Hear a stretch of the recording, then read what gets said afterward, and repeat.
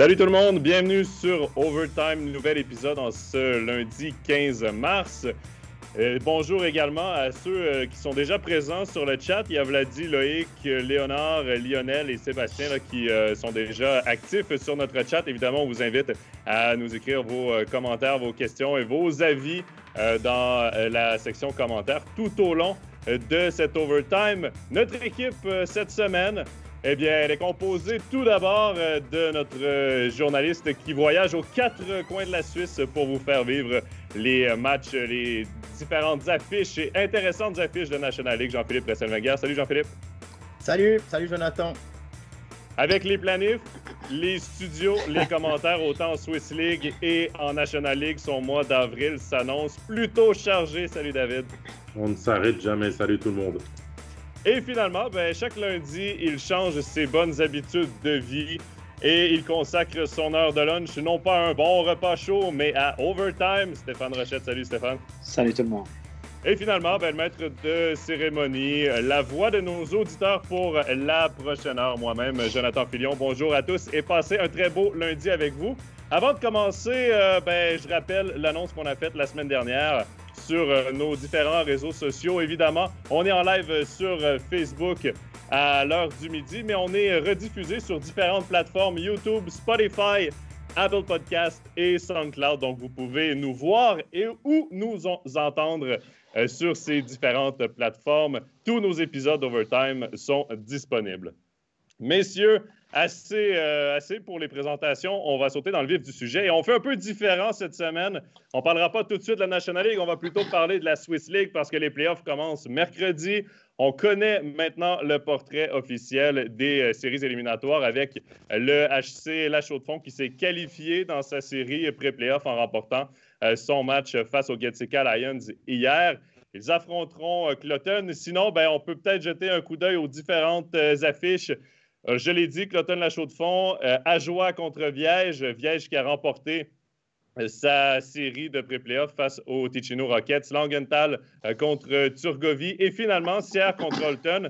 David, tu as commenté le match La Chaux-de-Fonds-Getseka Lions hier. La Chaux-de-Fonds qui l'emporte, réussit à se qualifier pour les playoffs. Ça, c'était le premier objectif.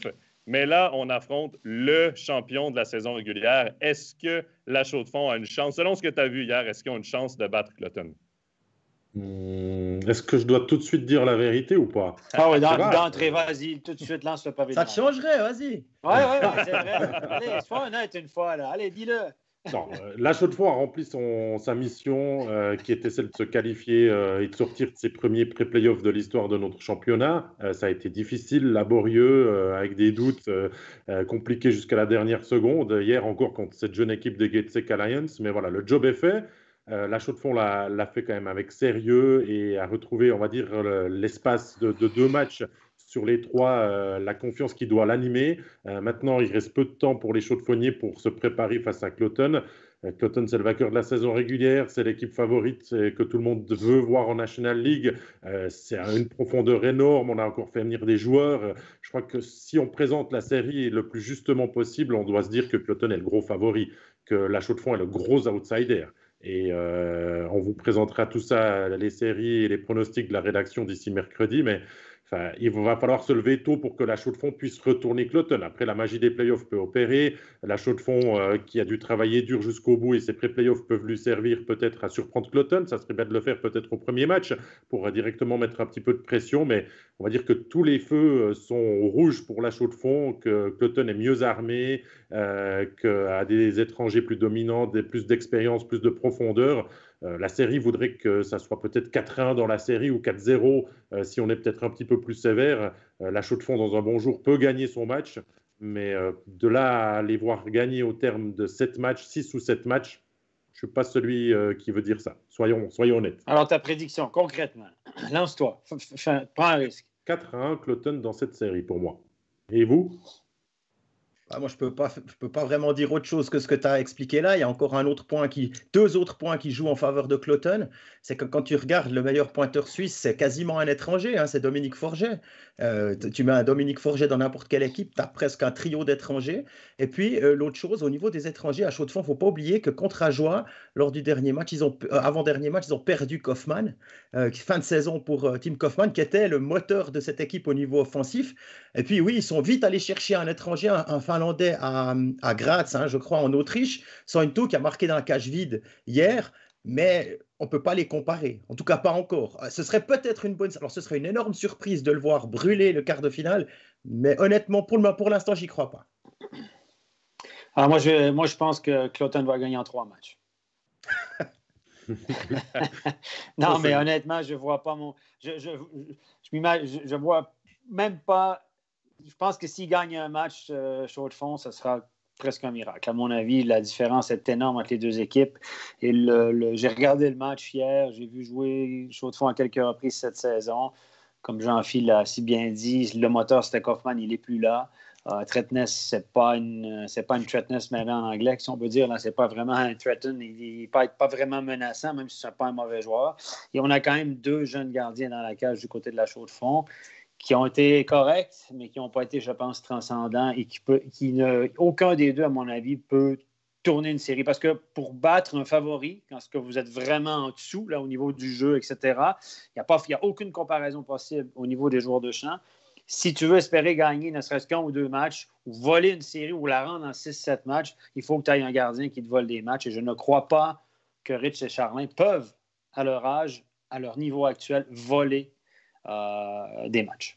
Messieurs, dans le chat, on a des fidèles du HCC, un certain Vladi, qui, lui, croit dur comme fer à ce que le 8e puisse sortir le premier. Mais on va dire que quand ça s'est passé, c'est souvent que le 8e a été soit Zurich, soit Berne aussi dans le passé. Et c'est ça les souvenirs les plus récents. La Chaux-de-Fonds, on ne va pas les enterrer trop vite parce que c'est quand même la touche romande et puis qu'on aimerait peut-être vivre déjà des émotions dès les quarts de finale. Mais il faudra être solide et pour l'instant, on a quand même montré beaucoup de hauts et surtout des bas dans la saison du HCC qui n'a jamais su confirmer. Même des fois, en pleine rencontre, ça s'est passé encore hier. Premier tiers archi dominé, il mène 2-0 à la 18e minute de jeu et on se complique la vie. On joue moins bien, on arrête de jouer dans le deuxième tiers, on concède des pénalités. Il n'y a pas de régularité pour ne pas tomber face à cette équipe de Cloton. Oui, le dernier match entre les deux équipes s'est terminé 4-3 pour Cloton au Mélèze. C'était assez serré, mais on va dire que Cloton jouait encore la première place, mais que c'est surtout la Chaux-de-Fonds qui devait aller chercher sa place dans le top 6, peut-être, vu comme ça. Mais voilà, je crois qu'on est assez unanime. Jonathan, je ne sais pas, toi, ton avis aussi sur ce qui arrive dès mercredi. Même chose pour moi. Je pense que la Chaux-de-Fonds va être capable d'aller chercher un match. Je l'espère, du moins. Mais ça serait difficile sur le long terme. Là. C'est une série 4-7. Au meilleur des 7 matchs, c'est difficile. Tu as vraiment une bonne machine qui roule bien en Cloton, qui a connu du succès toute la saison. Puis il y a une chose, les pré-playoffs, bon, oui, ça te fait jouer des matchs alors que l'autre se repose, l'autre soigne les petits bobos et tout. Donc, Cloton arrive en parfaite forme, mais tu peux quand même utiliser les pré-playoffs pour te donner une espèce de boost, une forme pour les playoffs. Je pense que Viège l'a très bien fait en dominant Ticino Rockets. Ça a été plus difficile du côté de la Chaux-de-Fonds. Et là, peut-être qu'il arrive avec un peu moins de confiance qu'il aurait pu l'avoir si ça avait été 2 matchs dominé par la Chaux-de-Fonds. Là, il serait rentré avec un peu plus de confiance et peut-être que pour le premier match, Cloton aurait fait « Wow, OK, on a une équipe qui est confiante, qui n'a pas de complexe. » Mais là, ça a été un petit peu plus difficile contre les Getsika Lions et peut-être qu'on a mis un peu d'énergie, un peu plus d'énergie que prévu. Et contre Cloton, ça sera, selon moi, impardonnable. C'est pour ça que je dis que le match 1 va peut-être avoir son importance. Parce que si la Chaux-de-Fonds se fait directement fesser 7-1, donner un score comme ça, la suite de la série peut être compliquée. Tandis que s'il y a match dans le premier acte, là, ça peut devenir peut-être un petit peu plus intéressant. Moi, j'ai les deux premiers matchs. Parce que si vous regardez mentalement aussi, mettez-vous les souliers d'un joueur de la Chaux-de-Fonds qui se dit « Attends, bon, on le sait, ils sont plus forts que nous, ils sont favoris. » Voilà, donc le gars, il entame la série, il dit « Bon, OK, on a fait les playoffs, on a fait le job, personne ne peut rien nous reprocher.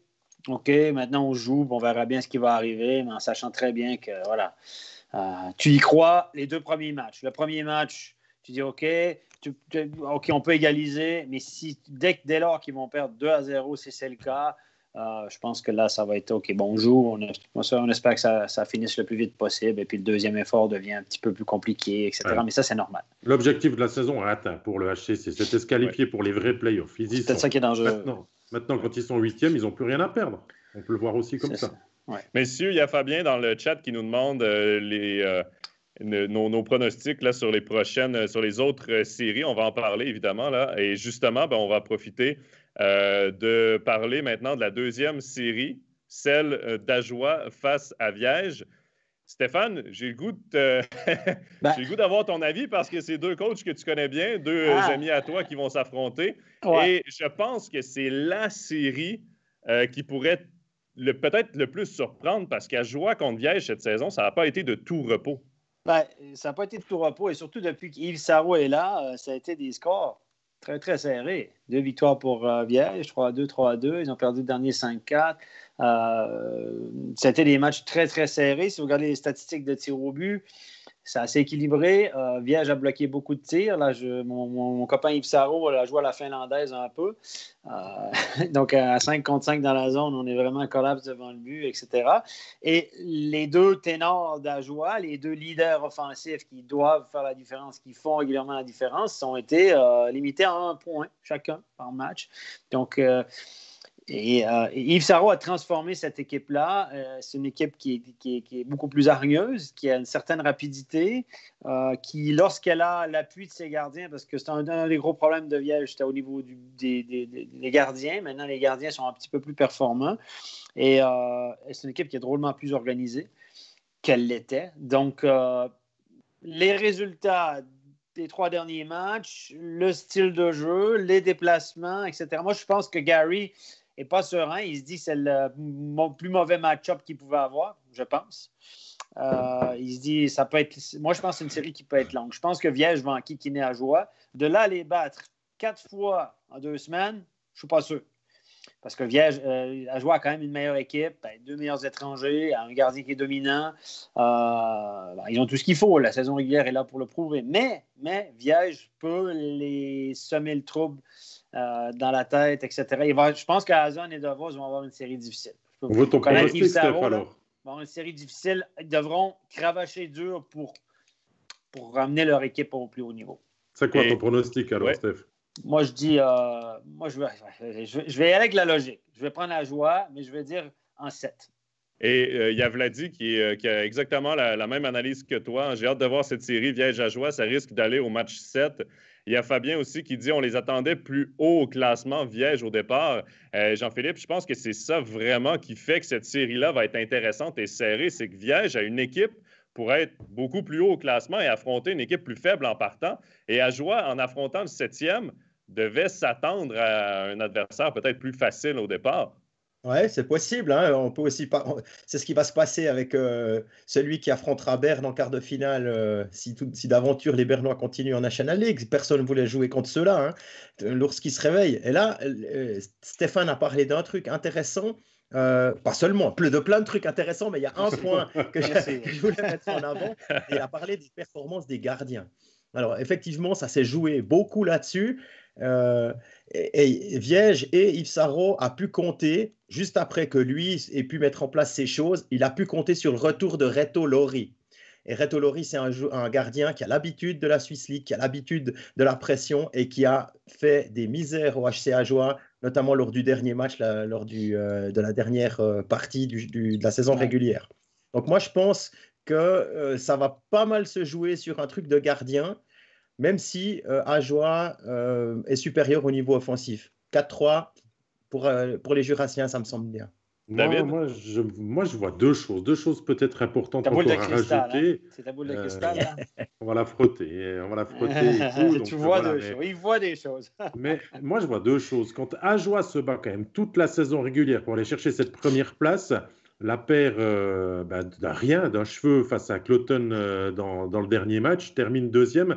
Apprend qu'en quart de finale, c'est Viège et qu'en demi-finale potentielle, c'est Langenthal. Ouais. C'est quand même un coup derrière la tête là, des hommes de Garichian. On se dit, si on avait été premier, c'était normalement soit Chaux-de-Fonds, soit Getsek-Kalayan. C'est qu'ensuite, c'était quand même plus ouvert, le tableau. Là, c'est le premier élément quand même un peu compliqué pour des Ajulos. Après, ça peut être à double sens. Ça peut amener, dès les quarts de finale, une équipe sous tension, sous pression, qui doit mouiller le maillot, livrer ses meilleures prestations dès les premières rencontres et donc trouver tout de suite la bonne énergie et la bonne osmose dans ses playoffs. Ça peut amener Ajoie très loin. Ça, c'est peut-être la bonne chose, de ne pas se qualifier trop facilement en quart de finale, parce que moi, je pars du principe que Ajoie va quand même se qualifier, parce que Ajoie, et ça, c'est mon deuxième élément, a une semaine de repos total pour préparer ces playoffs. Et quand on connaît le programme qu'ils ont eu depuis le 1er janvier et les nombreux matchs, ils ont quand même réussi à faire un travail exemplaire pour aller chercher cette deuxième place ex-aequo avec Cloton. Ça a été quand même fantastique. Là, on s'est reposé, on est de nouveau plus lucide, on a pu soigner les petits bobos. À mon avis, Ajoie va se qualifier, mais je vois quand même aussi assez serré, peut-être pas comme vous, messieurs, pas de 7 matchs, parce que les 7e matchs, c'est trop difficile peut-être pour le cœur de tout le monde, mais je vois 5 voire 6 matchs. Allez, 6 matchs, 4-2 Ajoie pour moi. Ben, il y a Patrice dans le chat qui dit Ajoie avec 10 jours de repos sera peut-être autre chose qu'Ajoie qui joue toutes les 48 heures. Et il y a certains matchs où, justement, on sentait Ajoie peut-être un peu plus fatigué. Donc ça pourrait évidemment les aider. Il y a aussi, là, dans le chat, Gilles qui dit quand le HCA est en difficulté, ils arrivent très souvent à s'en sortir avec de la manière.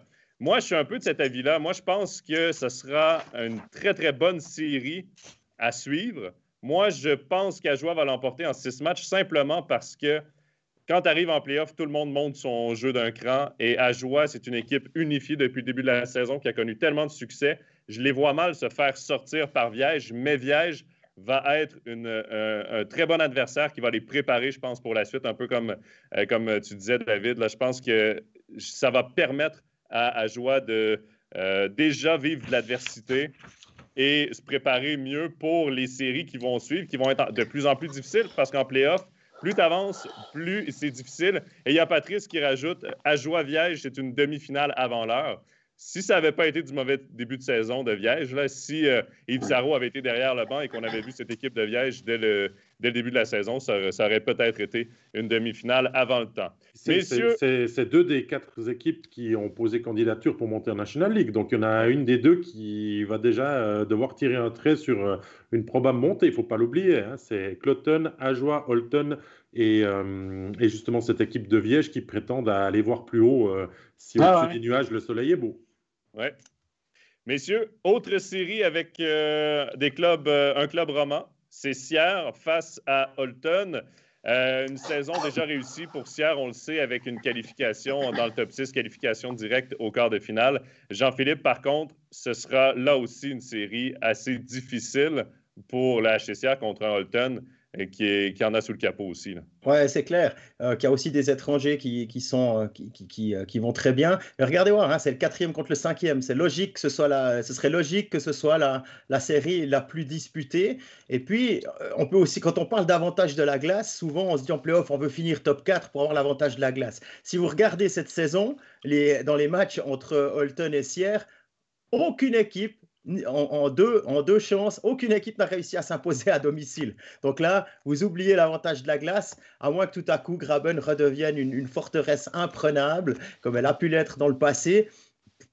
Voilà, j'ai encore un peu des doutes. On connaît Holton. Holton, il y a 2-3 lignes qui sont vraiment solides et puis qui peut embêter à peu près tout le monde. C'est aussi une équipe qui avait jusqu'à l'année dernière un budget bien plus haut. Là, ils ont coupé presque un peu plus d'un demi-million. Voilà, c'est à voir. Moi, c'est vraiment très compliqué. J'arrive pas à dire si ce sera 4-3, 4-2. En fait, on va dire un truc, si Sierre arrive à gagner ses matchs à la maison, on va dire qu'il passe. Lance ta pièce, Jean-Philippe, et dis-nous de quel côté ça tombe, Sierre ou Holton? C'est clair qu'on aimerait quand même Sierre, sérieusement. À choix, ok, Holton, il a une histoire, il sourit, hein, on les voit souvent en demi-finale, voire des fois en finale, un peu plus rarement. Mais bon, allez, si déjà on a bien réussi la saison, je suis persuadé que Danny Gelina ne dit pas à ses gars « Oh, c'est bon, on a réussi, hein, c'est bon, on est en quart de finale, on s'arrête là. Hein. » Non, on va aller chercher le plus possible. Il y a des gens qui sont en forme, les Montandon par exemple, mais Guillaume Asselin aussi. Je veux dire, voilà, il y a de quoi faire. Alors, allons chercher le maximum et si possible une demi-finale, pourquoi pas. C'est ça, mais on pourra en rediscuter avec Dany l'autre jour. On vous fera découvrir cet entretien avec le coach du HCCR mercredi sur nos réseaux sociaux. Il présente ça assez logiquement, on va dire. D'un côté, c'est l'expérience, c'est Holton. C'est une équipe qui est bâtie pour aller loin, qui est solide, qui a de la profondeur. Et de l'autre côté, c'est de la naïveté. Il utilise ce mot-là. C'est les premiers playoffs du HCCR depuis son retour suite à sa relégation en 2013. L'équipe est plus haut que tout le monde l'avait pronostiqué et tout le monde l'avait espéré. Et finalement, c'est la bonne surprise de ce championnat. Donc, même Dany nous dit que lui, il voit une série qui va être compliquée, dure, mais voilà, les Valaisans ont tout démontré cette saison, qu'ils avaient énormément de qualité et on va dire 2-3 grosses lignes qui peuvent frapper et faire mal, ce qui n'était pas le cas la saison dernière non plus. Donc pour moi, Sierre passe, mais ça va être très compliqué. Il va falloir se méfier de ces joueurs d'Holton très lourds, très physiques. Ça sera là aussi une très belle série, on va dire. On n'est pas déçu par les affiches qui ont été faites au terme des 46 matchs de la saison régulière, en tout cas. Ton pronostic, David, excuse-moi, j'étais sur le chat, là. 4-2 HC Sierre, validé. Moi, ça va être la même chose pour moi, 4-2 HC Sierre, sans aucune logique, avec mon cœur, parce que j'espère que les Romains y passent. Ça va être serré, mais je pense que Guillaume Asselin est sur un nuage. Les deux frères Montandon ont eu des saisons exceptionnelles, on le sait. Depuis qu'il est arrivé, d'ailleurs, Arnaud Montandon, ça a changé. Il est arrivé en novembre l'année dernière, à l'automne, et puis c'est une autre équipe depuis qu'il est arrivé, parce que soudainement, on a pu séparer les étrangers, puis on a 2 bonnes lignes. Et Guillaume Asselin connaît probablement la meilleure saison en carrière. Il est dans la fleur de l'âge, il est en pleine confiance, et je pense qu'il peut faire la différence à cette série-là, entre une victoire et une défaite. Et le 4-2, je dirais avec un 4. Pardon. Il y a Dolana, il y a Monet qui ont ces énormes bagages. Il y a Goran Vezina, il y a aussi du talent dans les buts. Donc c'est une équipe quand même assez complète que ce HC Sierre qui se présente pour ses premiers playoffs et qui espère vivre de belles émotions. Exact. Ben, messieurs, moi, je prédis aussi une victoire de Sierre, mais là, je vais y aller en 7 matchs. Je pense que ce sera une série assez longue parce que c'est 2 équipes qui, au final, en saison régulière, ont partagé les victoires. Là, c'est 2 victoires de chaque côté. La seule autre série comme ça que 2 équipes ont partagé les victoires, c'est Ajoie contre Viège. C'est les 2 séries en ce moment qu'on place les plus serrées. Je pense que ça va être long. Dans le chat, il y a eu plusieurs commentaires. Là, il y a Sébastien qui dit Sierre a des étrangers plus dominants qu'Holton. Oui, et je pense que ça pourrait faire quand même une belle... ça pourrait quand même aider Sierre. Il y a Patrice qui dit Holton peut passer à l'expérience. David, tu viens de le dire. Je pense que oui, Sierre a moins d'expérience en play-off de Swiss League dans les dernières années, évidemment, parce qu'il vient de remonter. Mais en même temps, dans l'effectif, tu as des Thibaut Monet, tu as des Goran Vezina, tu as des gars qui ont de l'expérience quand même.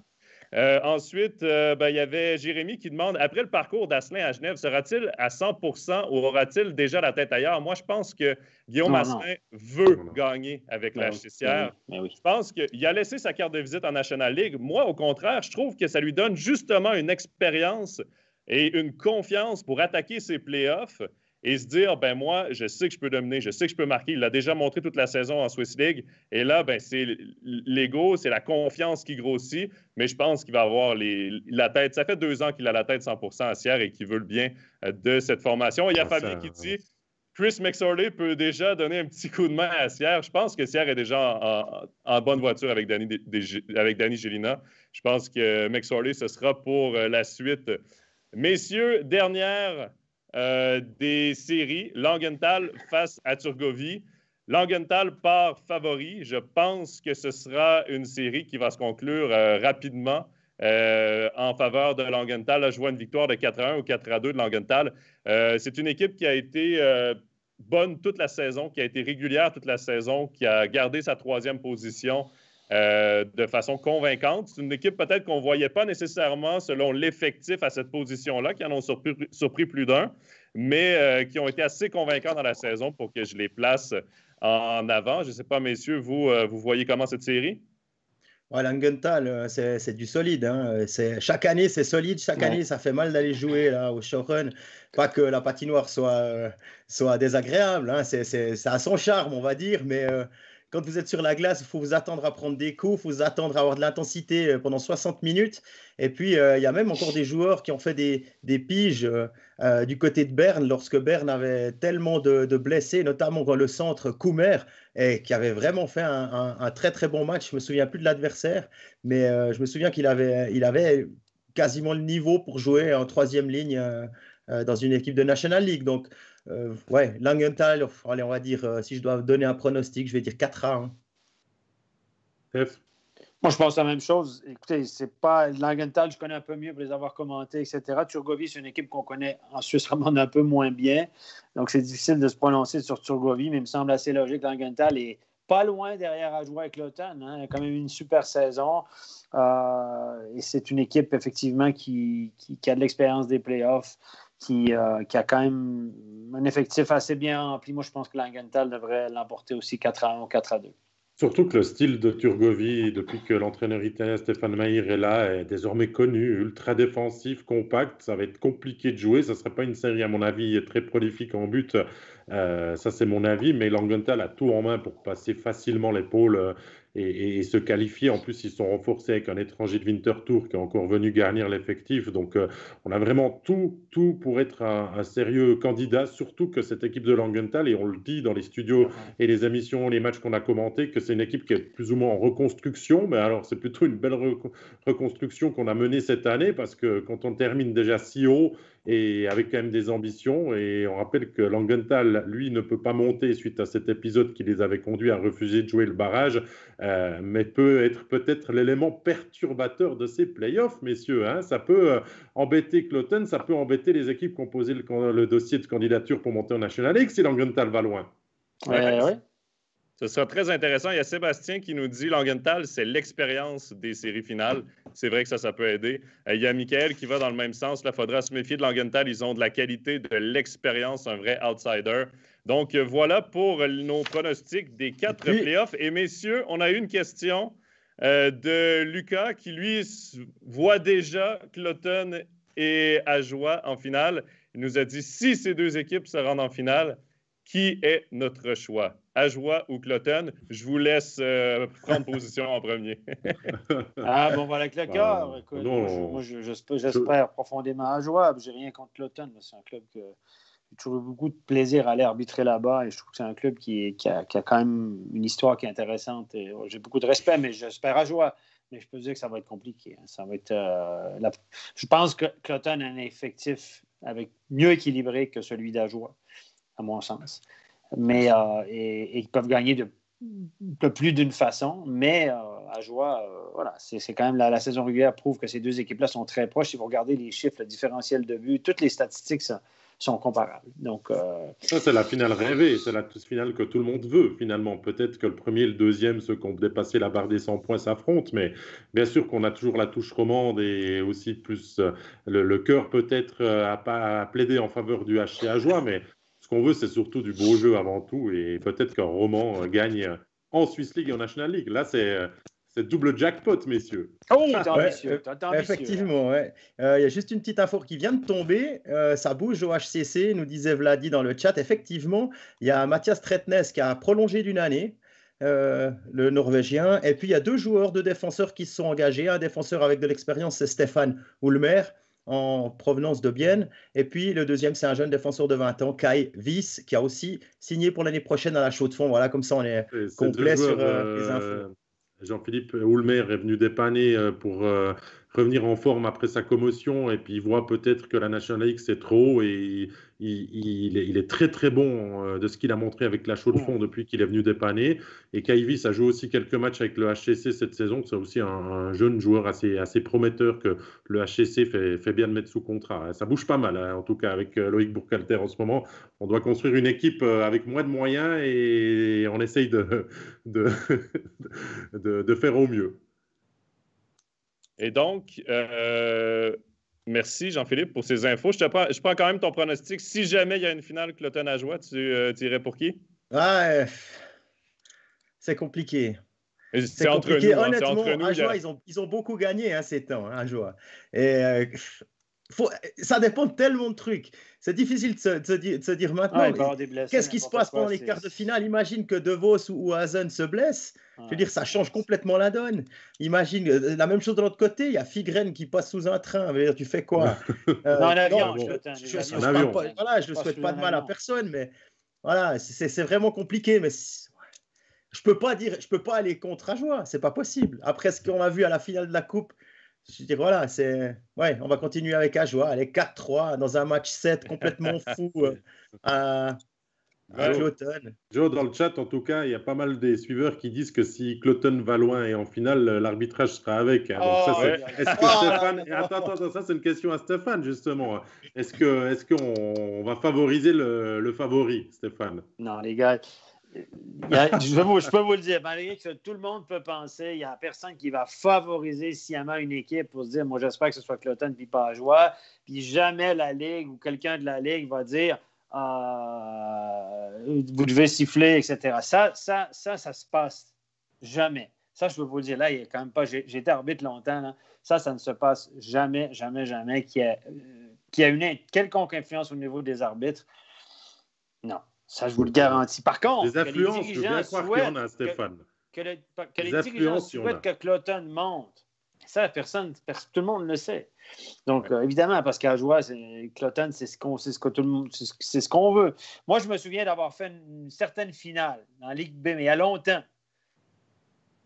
Et puis, je peux vous dire que le match, je n'aimerais pas les équipes. Mais c'était avant ou après Martin Luther King? Après. Après, parce qu'avant, je n'avais pas commencé à arbitrer, j'entrais dans une petite catégorie. Mais j'étais un salaud à part ça. Il y avait deux équipes. Il y a deux équipes en finale. C'était le match 5 de la finale. Ça s'est rendu en prolongation.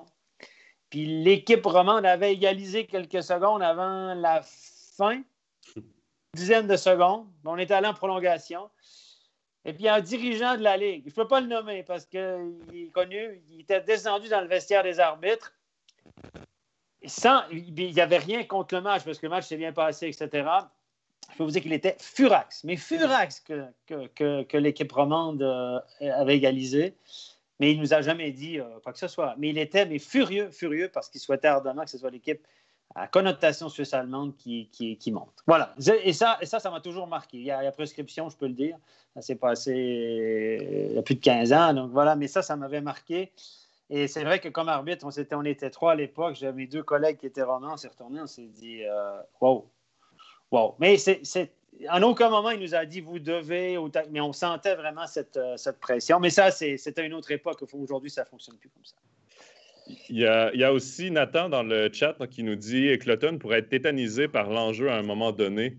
Moi, c'est là-dessus que je vais parce que moi aussi, je dirais qu'Ajoie est la seule équipe qui peut vraiment battre Cloton en finale. Mais c'est vrai que Cloton arrive avec une pression immense, ce qu'Ajoie n'a pas, parce que oui, Ajoie a déposé son dossier. Oui, on sait qu'il pourrait monter et tout, mais Ajoie, ça ne fait pas des années qu'ils nous disent « nous, on a l'équipe pour monter, notre plan, c'est de monter, on veut monter ».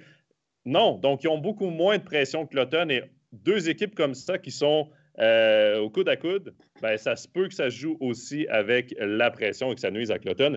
Voilà, messieurs, et rapidement, vous avez donc tous nos pronostics pour les séries. Il y a Sébastien qui est allé des siennes, Cloton 4-0, Ajoie 4-2, Langenthal 4-1 et Sierre 4-3. Donc, ça ressemble quand même à ce que nous avons vu. Ouais. Tout le monde y va avec les parieurs au livre. Personne ne prend beaucoup de risques. Hein? Vous avez remarqué, les gars? Bon, avec Ajoie et Cloton, voilà, mais personne n'a pris beaucoup de risques là-dedans. Il n'y a personne qui a été pour une grosse surprise. Et pourtant, si on se souvient, je crois qu'il y avait eu un quart de finale Turgovie-Chaux-de-Fonds qui était très accroché. Hein. C'est juste Ajoie et Turgovie était passé, c'était il y a 2 saisons. Ouais, il y a Michael Lozli encore, qui était à Turgovie, qui avait donné des sérieux coups de main. Mais exact. Il y a Vladi dans le chat qui a tout à fait raison. Les 4 séries vont être d'une beauté, c'est vrai. De 1, il y en a 3 qui impliquent des clubs romans et les 4 séries là, peuvent tourner d'un côté comme de l'autre. Ça, c'est la beauté des playoffs. Il y a Vladi aussi qui nous dit, vu cette nouvelle patinoire qui se programme à Sierre, c'est clair que l'équipe va faire fort pour aller en finale. C'est parfait pour faire le lien parce que oui, on voulait en parler un petit peu. L'équipe, le CA de Sierre, là, qui donne le feu vert au projet de Chris McSorley d'une patinoire en 2024-2025. Là, évidemment, il reste à s'entendre avec la ville et tout ça, mais le projet plaît à l'équipe de Sierre avec les 3 investisseurs. Ça, David, c'est une très, très belle nouvelle pour Sierre et surtout pour les partisans de hockey en Valais. On a déjà parlé dans Overtime dans un épisode précédent. Moi, j'avais toujours été méfiant de ce projet, mais je peux comprendre que le conseil d'administration et même les politiciens soient séduits par le projet amené notamment par Chris McSorley de faire cette patinoire de 7000 places et d'une montée en National League. C'est pas n'importe qui, c'est pas un personnage qui a fait sa fortune grâce, on va dire, au pétrole dans un pays lointain. C'est Chris McSorley qui vient quand même avec un projet clé en main, amener quelque chose de concret et de sérieux sur lequel le HC Sierre veut bâtir. Mais moi, c'est toujours cette réserve de dire est-ce que c'est pas trop finalement et de connaître dans quelques années des déceptions. C'est la même chose quand je vous parle d'un HC Ajoie qui veut monter en National League. J'aimais toujours certaines réserves de voir cette promotion et de se dire que peut-être on pourrait en payer les pots cassés dans quelques temps. Donc, je suis content si Sierre marche dans cette direction-là parce que le club a besoin d'ambition et tout ça, mais je sais pas, j'ai un petit peu le frein à main qui est tiré et me dire que est-ce qu'on va pas plus vite que la musique? Est-ce que c'est pas de comment Klaus Tog a traité ça? A dit que c'était de la mégalomanie, c'est ça? Oui, c'est ce qu'il a écrit, mais c'est son avis. Moi, je ne suis pas tout à fait de cet avis-là. On sait que des choses incroyables ont l'air absolument impossibles à réaliser jusqu'à ce qu'on y arrive. Alors là, à Viège, quand on leur parle de cette patinoire, du projet, Sébastien Picot rappelle simplement, dis donc, vous savez, nous aussi, on a une nouvelle patinoire payée par la ville, gérée par la ville, mais depuis le début, depuis la première idée jusqu'à l'entrée dans la patinoire et le premier match, il y a 9 ans. Et là, à Sierre, on veut le faire en 3 ans. Alors, on va voir. Il faut donner la chance aux ambitieux, je crois. Et puis, si ça marche, ça pourrait être fantastique d'avoir un pôle comme ça en Valais, une équipe valaisanne en National League, c'est quelque chose qui manque. Alors là, Chris McSorley a pris le taureau par les cornes. Il a aussi intégré M. Joran, qui est un gars qui est à Sierre, enfin dans la région de Sierre. Il n'a pas pris un gars de Genève, un gars du Canada, puis dire allez, venez, on va acheter ça et puis on va réussir quelque chose. Il a essayé de faire les choses en ordre. Maintenant, à voir la suite. Je me réjouis.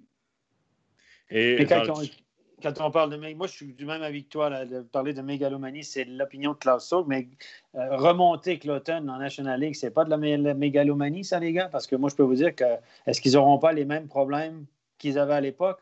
On sait que les budgets sont en constante augmentation, etc. C'est à 10 km de la patinoire la future patinoire de Zurich, etc. Il y a Rapperswil qui est en National League. Alors, est-ce que c'est pas aussi complètement insensé de vouloir remonter Cloton, même si c'est un club que j'aime bien? Oui, donc c'est du même truc. Et je pense que géographiquement, la Ligue aurait tout intérêt à monter une équipe en Valais. C'est absolument clair pour la couverture médiatique, couverture géographique et tout. Maintenant, c'est une patinoire de 7000 places à Sierre.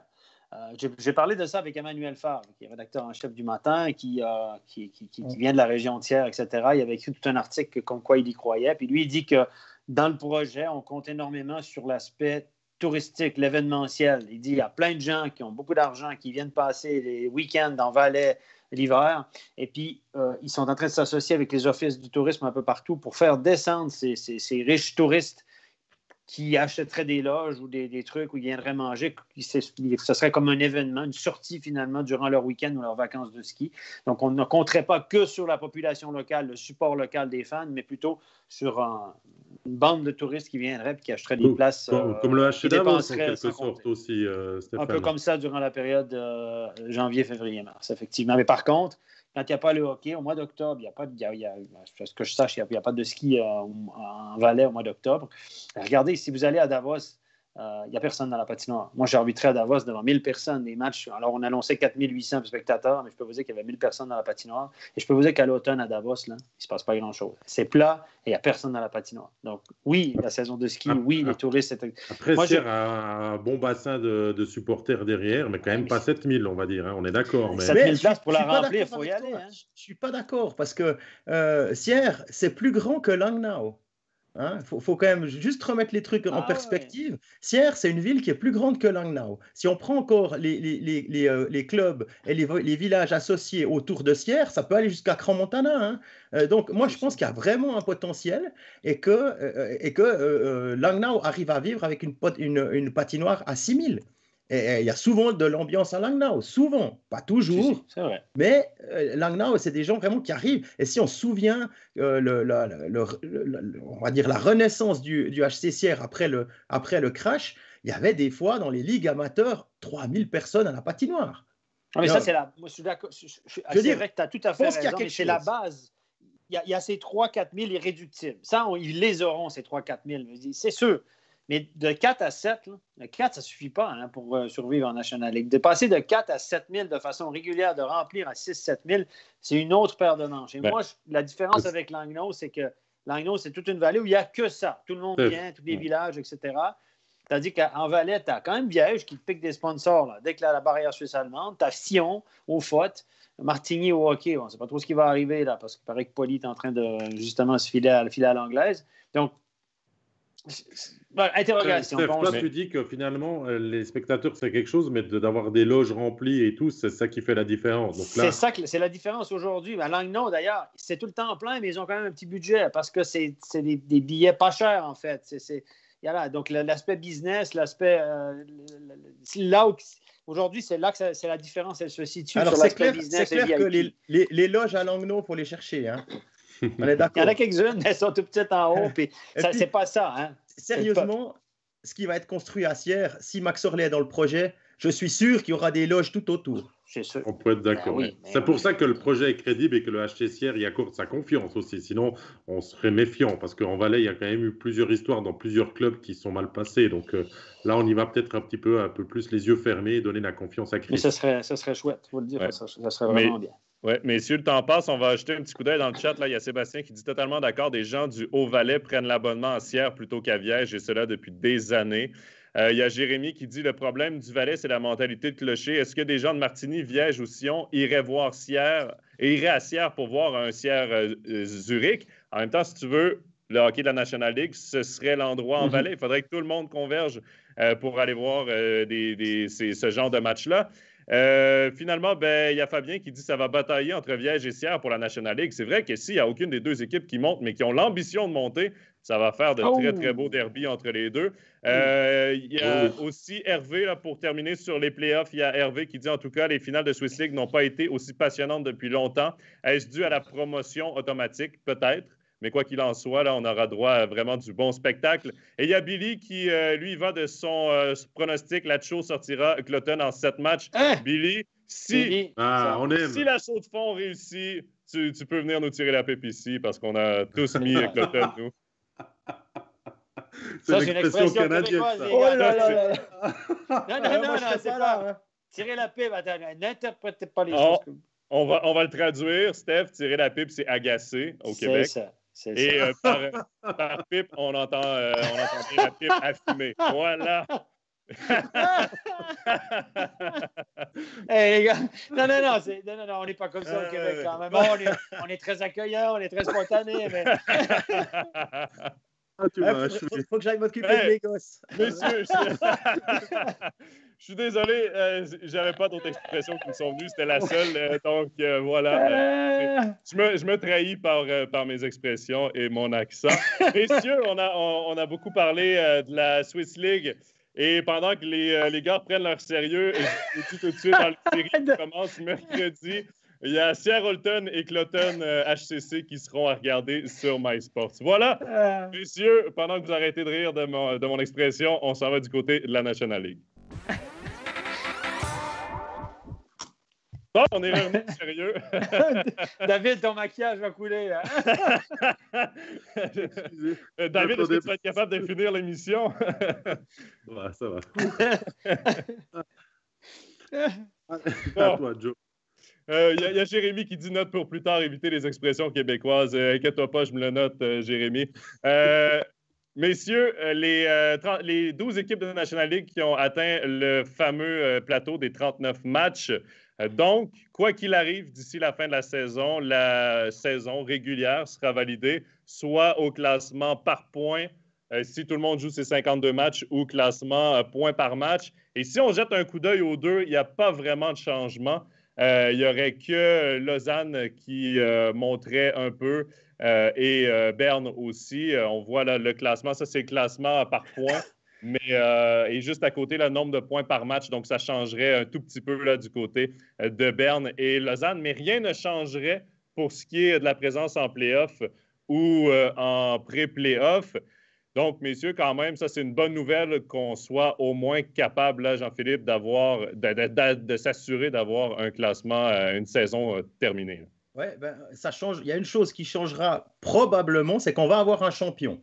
Hein, il y a une seule possibilité pour qu'on n'ait pas de champion cette année, c'est que les playoffs aient lieu, que Zug soit éliminé, et qu'une fois que Zug est éliminé, les playoffs s'arrêtent en raison d'une pandémie ou je ne sais pas, hein, la troisième vague, par exemple. Et si les playoffs s'arrêtent alors que le vainqueur de la saison régulière est déjà éliminé, à ce moment-là, il n'y a pas de champion. Sinon, si les playoffs s'arrêtent et que Zug est toujours en lice, Zug sera champion. Voilà. Ça, c'est ce que ça change, c'est ce qu'on sait maintenant, ce dont on est sûr. Autre chose dont on est sûr, c'est que Berne revient et revient assez fort. Et le déclic là-dedans, maintenant, on le sait avec les chiffres, c'est le retour de Conacher dans la capitale. On se souvient, hein, tout le monde était déjà un petit peu dans le hockey en 2016. Il n'y a pas si longtemps, Berne termine 8e avec un coach inexpérimenté à la barre à ce niveau, c'est Lars Leuenberger, qui prend cette équipe en cours de saison et qui va chercher le titre. Et dans cette équipe en 2016, il y avait déjà Cory Conacher. Alors maintenant, on a de nouveau un entraîneur inexpérimenté avec Kogler, qui a coaché des juniors élites. Et puis, on a de nouveau Conacher qui, avec Jeffrey, fait la paire. On a un peu laissé partir Jeffrey, il n'allait pas assez vite, etc. Ça n'allait pas pour la National League, en tout cas pas pour Lausanne. Et là, si on regarde par exemple hier, c'est 2 assists, 2 buts contre Zurich. Et puis, depuis que Conacher est là, Jeffrey, c'est 19 points en 12 matchs. C'est hallucinant. Et puis, si on prend ça au niveau de l'équipe, parce que c'est ça, hein, il n'y a pas que ces deux joueurs-là, il y a aussi des Chervet, des Heim, un gardien, Karunen qui tient la route. C'est 8 victoires en 11 matchs, puis on peut encore rajouter la coupe. Ça veut dire que là, dans les 10-11 derniers matchs, Berne tourne avec une moyenne de 1,72 points par match. Eh ben, ça, c'est la moyenne sur la saison de Genève, de Fribourg, etc. Donc, moi, je pense que ça peut quand même faire très, très mal. Et tout le monde est prêt. Hein. Clairement, il n'y aura pas d'excuses. Hein. On les voit venir. On a réveillé l'ours, là. Bon, à t'entendre de dire que ça peut aller loin comme il l'avait fait en 2016, j'en suis pas encore là, mais c'est vrai que si on compare le classement au classement points par match, ça change pas grand-chose. De toute façon, Berne y sera hein, dans ses places pré-playoff. Maintenant, ils le savent. Il faudrait encore une grosse catastrophe parce que derrière, Rapperswil et Ambry ont ralenti depuis de longues semaines et n'ont pas le rythme du CP Berne, justement. Mais c'est vrai qu'on commence à se dire, et pour les équipes de pré-playoff qui y seront, parce que la lutte sera très belle jusqu'au bout, de ne pas vouloir affronter Berne et puis de ne pas vouloir affronter Berne si Berne sort des pré-playoffs. Donc, c'est clair que voilà, les enseignements du classement au terme des 52 matchs, parce que je pense qu'on va quand même y arriver, les matchs de Zug après la quarantaine ont été replacés, on va dire, assez facilement dans le calendrier aussi. Donc, on devrait pouvoir avancer jusqu'au bout. Ça va quand même être intéressant parce que ni le top 6 ni les places sur la deuxième barre sont encore jouées. Il y a Michael dans le chat qui nous dit Moser revit aussi là, pour le CP Berne. Steph, j'ai le goût de t'entendre aussi sur le format des playoffs parce que, bon, ça a été annoncé mardi dernier. Les pré-playoffs vont être comme en Swiss League sur une semaine au Best of 3. Ensuite, les quarts de finale au meilleur des 7. Les demi-finales, ça dépendra du temps qu'on a, soit Best of 5 ou 7, donc meilleur des 5 ou meilleur des 7. Et la finale au meilleur des 5. C'est fort probablement, on s'entend là que c'est une décision d'affaires plus qu'autre chose. Mais moi, pour l'ancien joueur que j'étais, pour le partisan de sport que je suis, ça n'aurait pas été un peu plus normal ou plus sensé de faire des quarts de finale en 5 matchs et une finale en 7? Ben, moi, c'est ce que j'ai toujours pensé, mais finalement, si tu réfléchis bien, comme il y a 4 séries encore qui disputent plus de matchs, ben c'est... Et puis, je pense qu'on veut éviter, en allant au meilleur des 7, on veut éviter des mauvaises surprises.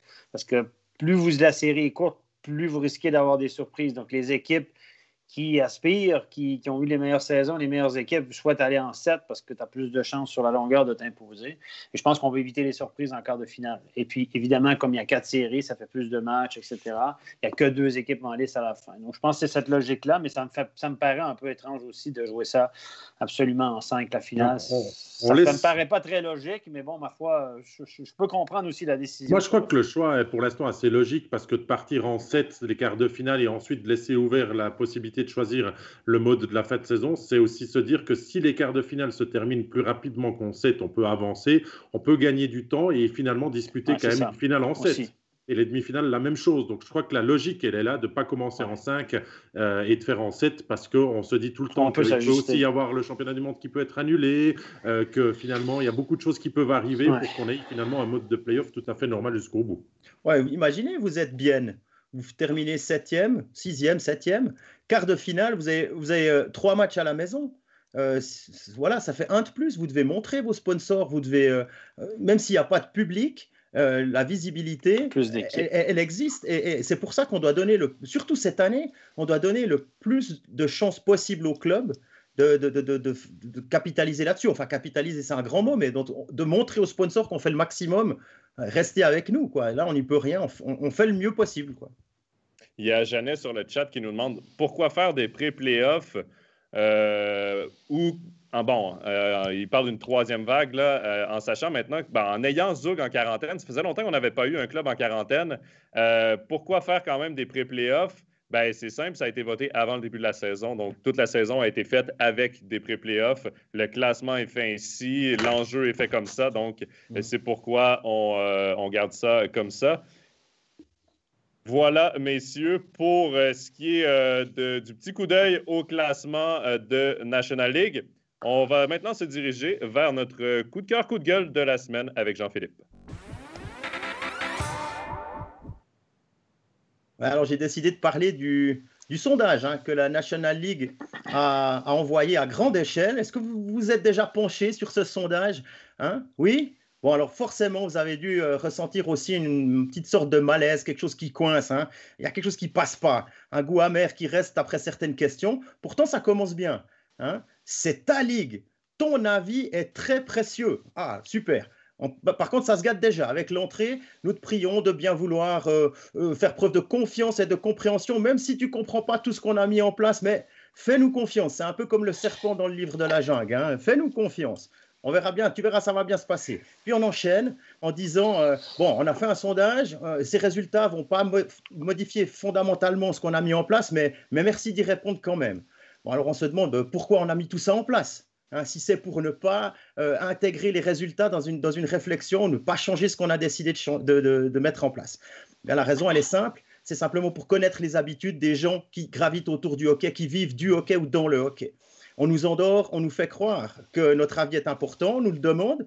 Et puis, en plus de notre avis, on nous demande aussi notre année de naissance, notre niveau de formation. On nous demande quel rôle on joue dans le monde du hockey. Est-ce qu'on aime mieux les matchs le dimanche à 15h45 ou le mardi? Est-ce qu'on est d'accord d'introduire un passeport vaccinal pour revenir au stade? En bref, tout plein de choses qui n'ont rien à voir du tout avec les réformes, mais qui va permettre à la National League de cibler des clients et d'améliorer des produits. Vous allez me dire, ouais, mais ça se fait partout. Oui, c'est vrai, ça se fait très souvent et un peu partout. C'est un peu dommage d'ailleurs. Mais bon, ce sondage, une chose est claire, il montre un changement d'air dans la façon dont la Ligue est gérée. C'est un point de bascule entre la Ligue, pain fromage, gérée un petit peu entre amis, pas toujours très efficace, et puis un acteur au cynisme décomplexé qui est tourné complètement vers le business. On doit en prendre acte, mais c'est dommage.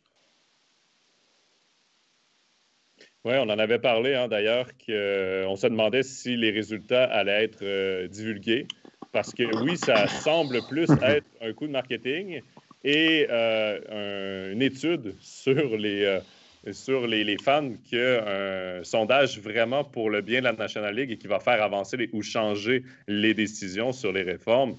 Et Steph, la Ligue, je veux dire, l'a pas fait de façon très, très subtile. Là. Non, Philippe vient de le prouver. Là. Les questions personnelles, effectivement, sur l'âge, les habitudes, les power breaks aussi, etc.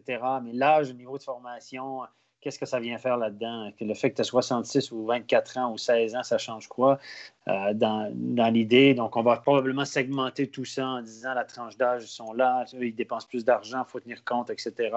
Effectivement, c'est très, très timide dans l'approche, puis les questions sont aiguillées. Est-ce que tu es d'accord d'avoir une pause commerciale? Après ça, puis après ça, la deuxième question, combien de pauses commerciales tu veux, etc.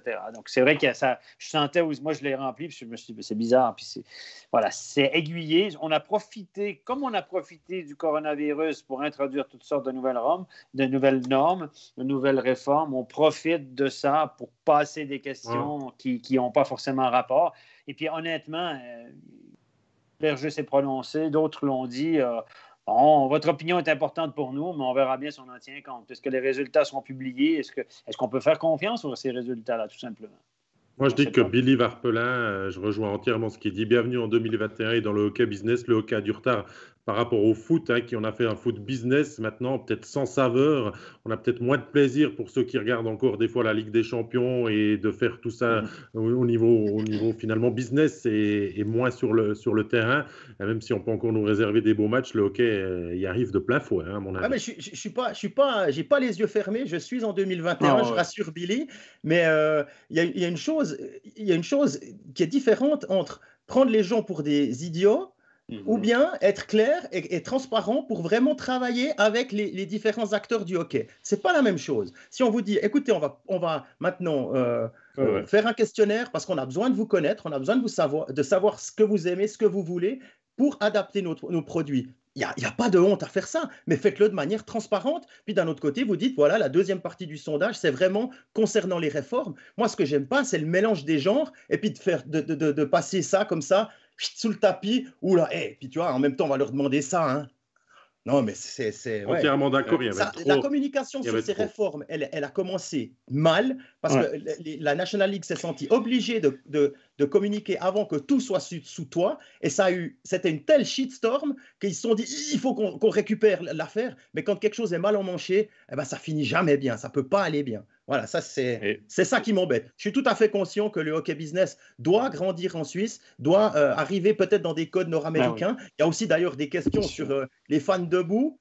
Est-ce qu'on veut des fans adverses et est-ce qu'on veut des fans debout? Vous imaginez le tollé si on décide de faire machine arrière et de laisser les patinoires comme elles sont maintenant? Impensable. Tous les sièges qu'on a achetés et tout ça qu'on a rajouté, on va les enlever tout simplement? Ou bien on peut les mettre à Sierre. Ah oui, par exemple. Ah oui, c'est une bonne idée, ça, tiens. Mais Jean-Philippe, il y a le blog de Plouf sur notre chat là, qui est d'accord avec toi. Il dit « Je trouve utile que la Ligue connaisse ses clients. » Quand un client d'un village va régulièrement chez son boucher ou boulanger, le commerçant connaît aussi ses habitudes. C'est utile pour le client et le commerçant. Là-dessus, vous vous rejoignez, mais c'est vrai que sur la forme et que ça a pris, c'est assez... le timing était peut-être pas le bon, hein. On va dire, de faire ce sondage, on va dire, all-inclusive, avec trop de questions à l'intérieur. Messieurs, poursuivons sur la National League. Il y a eu des gestes qui ont retenu notre attention ce week-end, samedi, plus précisément. Tout d'abord, dans le match entre Fribourg et Lausanne, sur le but gagnant de David Dernay, il y avait une faute tout juste avant, un bâton élevé. On va le voir ici. David Dernay qui est sur l'aile gauche, là, dans le haut de l'écran, on le voit ici. Et lorsqu'il donne son coup de canne, ça touche la canne de son adversaire. Ça finit dans le visage, je crois que c'est Hudon. Ouais. Mais le jeu se poursuit et ça mène au but gagnant du match. Stéphane, c'est une pénalité qui n'a pas été appelée et qui aurait certainement changé le cours du match quand même. Alors, tous ceux qui pensent que ce n'est pas une pénalité parce que la canne a dévié, c'est faux. Même si elle dévie sur la canne, Dernay est responsable de sa canne. En balançant votre canne à une main sur le shaft ou le manche d'un adversaire, 90% du temps, ça monte au visage. Donc, il a été imprudent et ça méritait une pénalité. Il s'est même arrêté de jouer, hein. Donc, tout le monde s'est arrêté de jouer. Puis tout le monde, il n'y a pas de pénalité. Puis là, ça a continué. Et c'est lui qui marque le but. Ça, c'est le scénario catastrophe pour les arbitres. Écoutez, ils l'ont échappé, celle-là, clairement. Clairement, c'est une pénalité. Ils ne l'ont pas sifflé. Parfois, ça arrive. Lausanne s'est un peu arrêté de jouer, prend un but là-dessus. Mais est-ce que Hudon n'a pas été trop théâtral, Stéphane? Peut-être qui ont influencé ils ont les donné un embellishment. Si tu as l'impression que Hudon en a rajouté. Oui, il était touché au visage, mais pas si fort que ça, donc il en a rajouté trop théâtral. Tu sors les deux. Tu sors les deux, mais tu arrêtes le jeu. Le jeu, dans les deux cas des deux cas de figure, le jeu doit s'arrêter. Et là, c'est conséquent parce que Lausanne va se retrouver à 3 contre 5, à 5 contre 3. Au lieu de ça, on reste à 4 contre 5 et puis il y a un but derrière, le 2-0. Voilà. C'est clair, c'est clairement une erreur d'appréciation des arbitres. C'est du jugement, c'est pas une erreur technique, le port de protège, machin. C'est une erreur, voilà. Mais ça fait partie du truc. Mais quand une équipe, Lausanne, avant Noël, ce serait arrivé, il se serait relevé probablement, il aurait été menaçant, etc. C'est la faute de l'arbitre, oui, mais Lausanne prend le 2-0 là-dessus. Le 2 contre 1 n'est pas spécialement bien joué. Et puis, ils ne reviennent pas dans le match. S'ils reviennent dans le match, personne n'en parle. À un moment donné, Lausanne est fragile ces temps. Lausanne joue un peu moins bien, perd des matchs, pas par une grosse marge, mais perd des matchs. Et puis là, dire c'est le coronavirus, c'est l'accumulation des matchs, c'est l'arbitrage. Ça, c'est des excuses des équipes qui ne vont pas bien ou qui ne sont pas très bonnes. À un moment donné, là, c'est rigolo parce que ça finit par s'équilibrer. Mais si tu étais si bon que ça, à un moment donné, tu ne peux pas te reposer tout le temps sur des excuses. Oui, l'arbitre en fait une erreur, mais ça arrive. Je veux dire, le surnom, Fribourg, je te laisse la parole après, Jean-Philippe, le Fribourg-Genève vendredi, le surnom qu'on siffle à Fribourg, quand on n'était pas un, on l'a montré. Ben, ça met Genève en power play, ils n'ont pas marqué, mais c'est 2 minutes où Fribourg ne peut pas marquer. Ça change le match aussi. Puis on a fait un surnom contre Fribourg à Lausanne samedi. Moi, je l'ai regardé, là, tiré par les cheveux. Donc, à un moment donné, oui, c'est parce que c'est flagrant puis il marque derrière, mais au bout d'un moment, ça fait partie du jeu aussi, à un moment donné, les erreurs d'appréciation. Oui, et puis il y a eu ce match entre Zurich et Berne où Justin Sigrist a pris un immense coup de canne en plein visage. Il a réussi à aller au banc, puis là, il a versé. Fin de deuxième tiers, on a vu le médecin s'affairer, il a perdu du sang, 1 ou 2 dents. Rien du tout. C'est aussi passé complètement sous le radar. Par contre, Zurich ne s'est pas plaint. Mais il n'y a pas eu de goal derrière. Mais c'est ça aussi. C'est ton centre du deuxième trio. Et puis, il est revenu au troisième tiers. Mais c'était pas... Voilà, il a manqué beaucoup de choses. Il n'était pas à 100%, c'est certain. On peut prendre ce qui ressort de nos abonnés, Stéphane. Est-ce que ces erreurs qui s'accumulent ou ces, on va dire, décisions arbitrales des fois remises en question doivent inquiéter en vue des playoffs qui arrivent? Ben, moi, c'est vrai que dans le milieu, je parle souvent aux entraîneurs, aux gens du milieu, les joueurs, ils disent toujours c'est pas une grande année de l'arbitrage. Il me semble qu'il y a beaucoup de petits couacs, il y a beaucoup de petits trucs, etc. Il y a beaucoup de décisions controversées. Alors, c'est des erreurs de jugement. Nous, on pense qu'il y a 2, et là, c'est clairement, la vidéo le prouve, mais après ça, c'est des erreurs de jugement. Il n'y a pas ces erreurs d'interprétation. Moi, ce que je me pose comme question, c'est que cette année, on a 7 arbitres étrangers dans notre championnat. La moitié des aides sont étrangers. On a 4 Autrichiens. Est-ce que c'est bien nécessaire? Est-ce que le niveau de l'arbitrage serait vraiment moins bon si on prenait des jeunes Suisses? Moi, je vous pose la question. C'est une question d'ailleurs que Billy... Ce sont les arbitres les plus controversés. Oui, c'est ça. C'est une question d'ailleurs de Billy. Là. On peut espérer avoir un arbitrage au niveau du jeu proposé en Suisse. L'arbitrage est en dessous cette année. Il y a Sébastien qui dit que le niveau d'arbitrage est proche du néant en ce moment, surtout avec Urban et Nicolitz. Donc, évidemment, là, les gens qui sont d'avis là, que l'arbitrage doit être un peu mieux. Il y a Serge qui pose la question. Di Domenico qui remet son casque et continue à jouer. Ce n'est pas une pénalité? Oui. Non, parce que c'est une pénalité? Oui, tu n'as pas le droit de remettre le casque. Tu dois aller au banc. Si tu perds ton casque, tu dois aller au banc. Tu le remets, même si tu t'arrêtes, tu mets tes gants, tu poses tes gants, tu le remets la dernière, tu ne peux pas continuer à jouer. Juste, ils ne veulent pas parce qu'après ça, ils le remettent sur le bout de la tête. C'est ce qui s'est bien mis, pas bien mis. Donc, ça, c'est une pénalité aussi. C'est une erreur d'appréciation. C'est une erreur, clairement une erreur d'arbitrage. Ils devaient lui donner 2 minutes là-dessus. Di Domenico aurait dû être pénalisé. Et c'est des petits trucs comme ça qui font que. Et puis voilà, moi, je pense que là, on a les arbitres autrichiens. Vous savez aussi que, vous savez pas, mais à la fin de la saison, les 2 meilleurs arbitres étrangers il y en a 3 qui sont vraiment bons. Piaczek, l'Allemand, mais lui, il n'est pas professionnel, il est payé au match. Mais il y en a 2 qui sont professionnels, payés à plein temps. C'est Antti Salonen et puis Mark Lemlen, l'Américain Lemlen, le Finlandais Salonen. Ils ont été licenciés, mais c'est au 31 mai. Steph, il y a Michael qui nous dit « Allez, Stéphane, fais ton comeback. » Non, on veut le garder à MySport. Je m'entraîne tous les jours, mais écoutez, je ne ferai pas de retour. Ça, je vous dis, ça ne m'intéresse pas du tout. Je suis très bien où je suis. J'adore mon métier. Un peu moins de stress et de pression. Mais je pense que quand je vois ça, je me dis que quelques mois à l'arbitrage, puis l'affaire serait belle, quoi. Finalement, on va continuer là, parce que le temps file. Dans le match de samedi aussi, Genève-Bienne, il y a Samuel Kreis qui est entré en contact avec un arbitre. Là, ça rappelle beaucoup Jonathan Mercier qui avait été suspendu pour un geste similaire, David. Est-ce que, là, la Ligue n'a toujours pas communiqué, est-ce que Kreis mérite une suspension au même titre que Mercier? Sur l'échelle Jonathan Mercier, oui, il mérite une suspension parce qu'il a, à mon avis, tout loisir d'éviter l'arbitre qui est en patinage arrière, qui vient à sa rencontre, qui prend son virage et il a moyen, en tout cas, soit de freiner son patinage, soit de dévier de trajectoire. Après, Stéphane nous en dira plus parce qu'il a pu discuter justement avec l'arbitre concerné, Michael Tcherig, mais c'est vrai que ce genre de scènes, on les voit un peu trop régulièrement, donc ça peut être entre 1 et 3 matchs pour moi. La ligne à ce niveau-là a été très clairement tracée. Contact accidentel, sans égard à l'arbitre. On l'a vu avec Mercier, on l'a vu. C'est pénalisable. Ça doit être pénalisé. Donc, moi, je m'attends à une suspension au moins égale à celle de Mercier, qui a fini à 3. Je vous rappellerai qu'il était 7, mais qui a fini à 3. 3, c'était correct à mon avis. Et là, Kreis n'a aucune excuse. Il patine en avant. L'arbitre, il vient. L'arbitre est le long de la bande. Là. Il ne peut pas voler non plus. Là. Il ne fait pas attention. Careless, comme on dit en anglais. Il n'est pas attentif. Il fait trébucher l'arbitre clairement comme Mercier. Il peut dire ouais, je regardais le puck, je n'ai pas fait attention, j'ai mal calculé mon coup. 1000 excuses. Mais il est rentré en contact. Et d'ailleurs, les arbitres après le match ont dû signaler le cas. Grade 1, 2, 3 au niveau de la dangerosité. Donc, il a dit que c'était un grade 1 dans le sens où c'était accidentel, mais sans égard à l'arbitre. Donc, je pense qu'on peut s'attendre à une sanction. Ce qui est étonnant, c'est qu'on n'a rien appris pour l'instant. Donc, on sait que les sanctions contre les arbitres sont pas... Normalement, le lendemain matin à 10 h, quand il y a une enquête ouverte, on le sait. Mais quand c'est contre les arbitres, on l'a vu dans le cas du joueur d'Holton, de Turgovie dans le match à Holton, et ça a sorti 4-5 jours après. Donc, je n'ai rien entendu ce matin, mais j'ose espérer qu'on va marquer le coup parce que là, si Kreis n'a rien, messieurs, là, c'est un véritable scandale. Ouais. Véritable scandale. Mais c'est pas, je veux pas être, pas parce que je veux absolument pénaliser Kreis, mais si on tient une ligne, il faut la tenir jusqu'au bout. Mais c'est dans tous les gestes. Chaque suspension, si on voit un geste semblable, on doit... on a créé un précédent avec les autres suspensions. Le geste est assez semblable. Messieurs, on va terminer cette émission avec 4 petits débats sur nos clubs romains. On commence ça avec le LHC.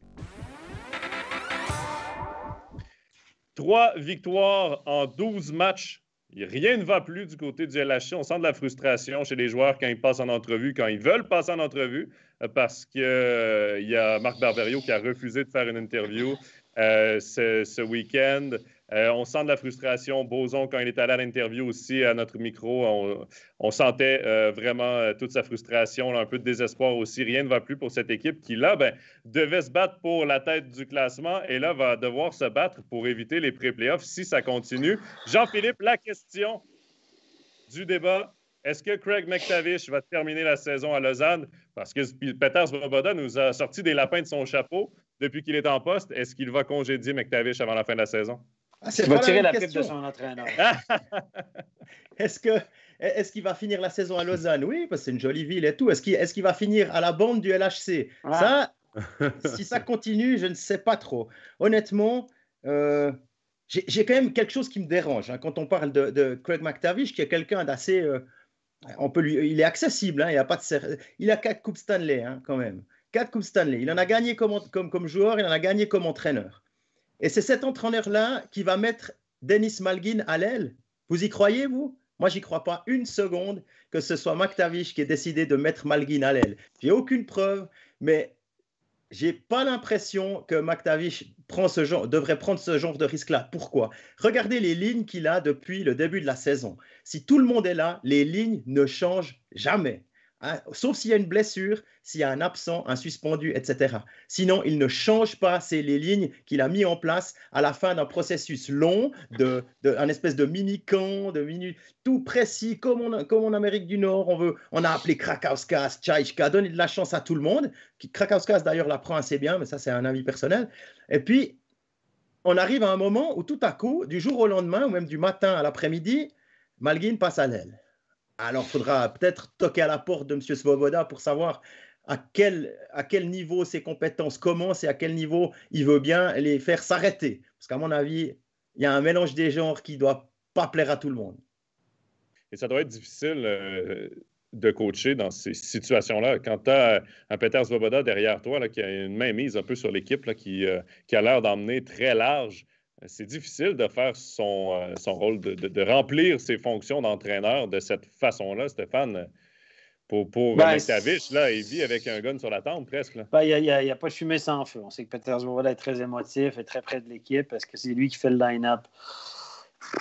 On ne sait pas trop, mais il y a pas mal de bruit qui court qu'il a une forte influence. Mais est-ce que McTavish s'en fout pas un peu, finalement? Est-ce que lui, il n'est pas venu ici une année en Suisse? Cool, il courir la Suisse, il y a des bons vins, c'est sympa de visiter avec sa femme, il a un certain âge. Lui, il a sa carrière, elle est derrière lui. Oui. Son compte de banque est archi plein. Peut-être qu'il se dit, OK, Peter, tu veux changer? Pas de souci. OK, qui tu veux mettre là? OK, je change, je m'en fous. Est-ce qu'il a envie de se battre? Pour sa place? Peut-être pas. Ouais. Je pense pas. Présenté comme ça, je pense pas, Stéphane, en effet. Mais après, il a peut-être envie d'être le coach qui va jusqu'au bout, qui amène le LHC peut-être jusqu'au titre. Ça, c'est aussi une fierté qu'il peut revendiquer jusqu'à la fin de la saison. Oui, évidemment, tous les coachs veulent gagner. Mais moi, ce que je me dis, c'est que je le trouve, il a l'air, bon, c'est très nord-américain, mais il est tellement passif derrière le banc. Là. Moi, quand je le vois en fin de match à 6 contre 5, sortir le cahier des jeux, il est où le cartable déjà, les gars? C'est toi qui l'as, il est où? Hop, les gars sont à 6 contre 5 depuis 10 secondes déjà, puis ils cherchent encore le cahier des jeux parce qu'il y a 6 contre 5, tu as un certain cahier de jeu, tu as deux groupes de 6 contre 5, c'est des trucs qu'on fait à l'entraînement. Là, ils tournent les pages, puis ils disent, attends, ouais, on va prendre la page 4, regardez les... Oui, ça me paraît... Puis moi, c'est carton derrière le banc au bout d'un moment. Là, ça fait quoi? 8 mois qu'il les coach, 7 mois qu'il les coach. Là? Et Marco Baillat peut faire ça sur une période de 2 semaines, mais lui, là, je veux dire, c'est quoi Bon, et oui, que tu peux noter, je sais pas, il y a des petits signes qui me laissent croire que le gars est un super type, il a une grande carrière, etc. Est-ce qu'il est engagé tant que ça? Est-ce qu'il tient à cœur tant que ça son rôle? Tu sais, un gars qui, au début de sa carrière, il travaille peut-être un petit peu plus que lui. Je ne dis pas qu'il ne travaille pas, mais j'entends aussi des bruits comme toi, Jean-Phi, qui je me dis, est-ce qu'il en a vraiment... Est-ce qu'il va vraiment se battre pour ça? Si Peter veut décider, décide Peter. Puis moi, non, je ne pense pas. Et puis, si on se rappelle ce qui s'est passé 12 mois en arrière, et Craig McTavish le sait très bien, c'est que ça avait coûté quand même sa place de travail à Ville Peltonen. On arrive dans cette période-là. Est-ce qu'on ne voudra pas changer quelque chose un petit peu dans la panique de savoir si déjà on est top 6 ou pas et en vue des playoffs pour essayer de se donner des chances ou pas? C'est une bonne idée. Je ne sais pas, je lance la question aussi. Mais si on le fait, David, il faut que ce soit pas 2 matchs avant la fin de la saison. Il faut que tu le fasses là. Là, parce que là, il reste une dizaine de matchs à Lausanne. Un entraîneur a le temps de changer le système de jeu, a le temps de mettre l'équipe à sa main, de connaître ses joueurs, de se faire connaître, de replacer les choses. Si tu le fais à 2 matchs de la fin, surtout qu'après, tu as 1 semaine de congé, c'est bien beau l'entraînement, mais il faut que tu mettes aussi les choses en place en situation de match. Même maintenant, Jonathan. Même maintenant, pour moi, c'est trop tard déjà. Voilà. Donc, mais... Il y a 2 matchs contre Bienne qui vont être pas mal. Hein? Les matchs à 6 points. Qui aurait pensé qu'une place en play-off direct se jouerait entre Lausanne et Bienne? Ben là, c'est ce qu'on aura droit. Et moi, je reviens sur les commentaires. Là. David, Steph, vous étiez en studio dans le match de mardi là, entre la défaite de Lausanne contre Bienne, si je ne me trompe pas. Ouais. Et les commentaires de Boson, pour moi, ça dénote la panique dans cette équipe-là.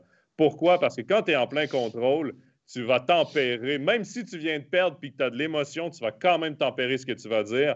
Mais là, je pense qu'il y a un manque de réponse, un peu de panique dans ces... il est un peu comme ça, Boson. Ouais. Des fois sans filtre et tout.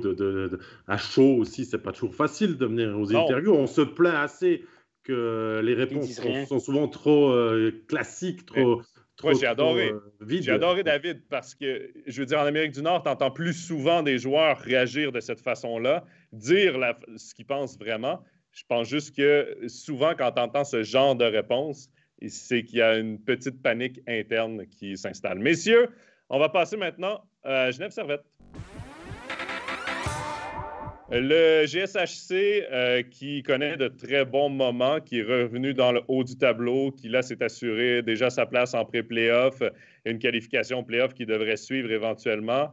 David, la question du débat, est-ce que Genève est peut-être le meilleur des autres? Là, derrière Zug, est-ce que Genève est le finaliste favori pour affronter un Zug en finale, par exemple? Depuis ce qu'on dit en octobre dernier, oui, la réponse est toujours oui. Pour moi, Genève a une équipe solide, compacte, qui sait tout faire, des étrangers dominants, des super joueurs suisses, une défense du tonnerre, un gardien. C'était peut-être une des interrogations du début de saison qui fait une saison extraordinaire. Hein, et je pourrais l'écrire en majuscule 72 sur mon document Word parce que Gauthier Desclous est stratosphérique. Oui, il y a eu des périodes de doute. Oui, il y a certainement des petits problèmes à l'interne, mais comme dans chaque équipe finalement. Et ce que fait Genève sur ces derniers matchs, cette montée en puissance là qu'ils sont en train d'amener en vue des playoffs, ça les fait vraiment un gros candidat sérieux pour ce qui va arriver la meilleure partie de la saison pour moi. Jean-Philippe, c'est une équipe bâtie pour les playoffs, là. Ah oui, c'est clair. C'est clair qu'ils vont pouvoir compter sur l'expérience des étrangers, que ce soit Fer ou Winnick. Winnick qui a reçu un puck au visage, là, qui joue avec une grille. Je me suis d'ailleurs posé la question si ça le dérangeait pas, parce que je l'ai trouvé un peu moins tranchant lors du dernier match. Et puis, voilà, vous avez déjà parlé des gardiens. Tom Ernest qui revient depuis sa blessure. Il manquera encore Marco Maurer. Et puis, je pense que ce sera parti pour, en tout cas, une belle série. Et Stéphane, il y a Sébastien dans le chat qui dit « Ça me fait mal de le dire, Lausannois que je suis, mais je vois Genève aller au bout. » Est-ce que tu partages un peu cet avis? Aller au bout, je ne sais rien parce qu'il y a Zug au bout. Hein. Aller rendre jusqu'à Zug, oui. Oui, clairement. Mais je pense que après Zug, je pense que c'est Genève qui est la mieux armée, je pense, pour se rendre loin. Moi, je ne lance pas la serviette avec Lausanne pour une raison. Ils ont 2 bons gardiens et ils ont la meilleure brigade défensive au niveau des défenseurs de la Ligue. Ils sont gros, sont grands, ils peuvent aussi déranger. Et ce qu'ils font jusqu'à maintenant, ce n'est pas non plus catastrophique. Là. On n'a pas des matchs catastrophes. Donc, je ne lance pas le service avec Lausanne. Mais je pense que Genève, actuellement, si je devais parier maintenant, Zurich, je pense qu'il manque de la profondeur dans le but pour aller jusqu'au bout. Et je pense que Genève est l'équipe la mieux armée. Et ce que je souhaiterais, ce serait que Genève termine 2e pour éviter Zug, pour éviter que les 2 équipes se rendent en finale, donc qui ne se rendent pas en demi-finale. Donc, une équipe romande qui finisse 2e au moins, éventuellement. Mais je pense que Genève est solidement armée pour aller jusqu'au bout. Il y a une dose de caractère, il y a un mix de trucs assez intéressants. Les unités spéciales aussi qui fonctionnent bien à Genève. Tu as parlé des gardiens à Lausanne, mais à Genève aussi, Desclous est très performant. Tu as parlé de la défense de Lausanne. La défense à Genève est très bonne aussi. Souvent, c'est les défenses qui gagnent les championnats. Il y a Jérémy qui dit Genève avec Patémon est vraiment une équipe séduisante. Avec Zug, je pense qu'ils peuvent aller au titre.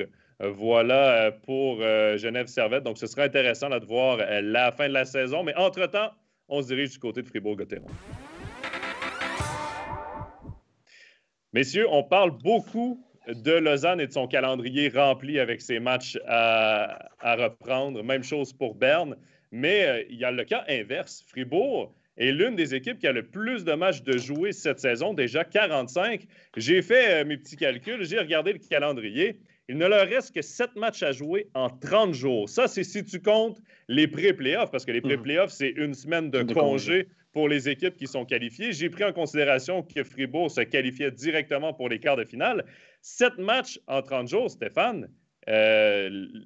Habituellement, on aime avoir quand même un certain nombre de matchs pour se préparer aux playoffs, mais là, la préparation va se faire sur ces 7 matchs-là. Mais c'est 7 matchs qui sont dans le temps très espacés. Écoute, je l'ai répété depuis le début de la saison.